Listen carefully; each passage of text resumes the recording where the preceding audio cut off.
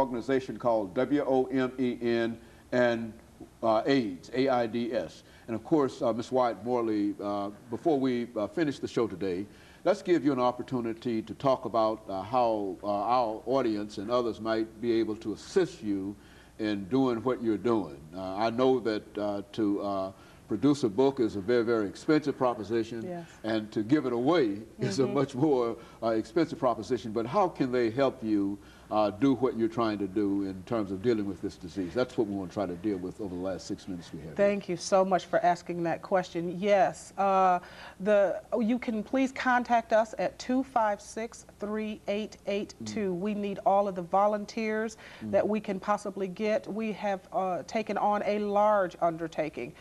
You're absolutely correct in the book. It is expensive. We give it away, but there is a cost somewhere. We are a nonprofit organization. All of the donations are tax deductible.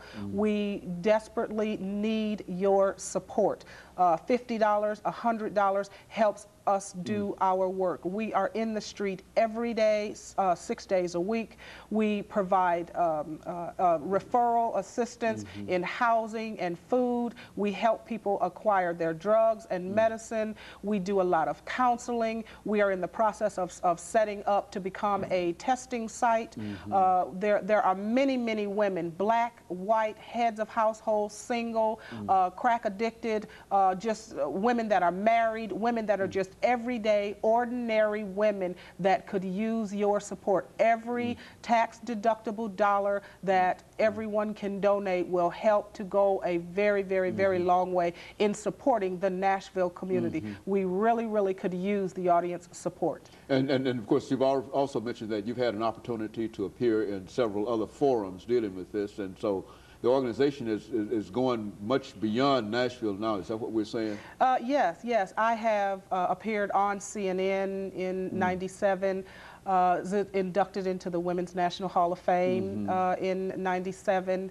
Also, I do a lot of work in Bangkok, Thailand. The organization is setting up an office prayerfully in Bangkok, Thailand soon. And so we are internationally known, but the work here in Nashville area is intense, entrenched work that we desperately could use the support of the local community. And again, every tax-deductible dollar that they give goes right back into the community. If anyone is aware, there is no dollars in nonprofit living. There is no dollars, so we could definitely use your support. Now, Women on Maintaining Education and Nutrition has been funded through the Centers for Disease Control, Congressional Black Caucus dollars in 1999. So we currently and presently are under a grant. However, that is for one specific program, but the overall programs where, example, we offer free massage therapy to the community. Well, there's a cost for that, which again, we could use your tax-deductible dollars. There is a cost in the books that we give away. Again, we could use your tax-deductible dollars. Also, as you had mentioned earlier, I am producer of Reasons to Live, Women, Their Families, and HIV, and there's a cost associated with that. Again, all of the monies that come into our organization are put back into the community, used to help infected and affected females living and coping with HIV and AIDS. We also have an outstanding youth program. We have a youth peer educator who goes into the schools, goes out into the communities, and our youth peer educator, his parents are individuals living with the disease. So he is able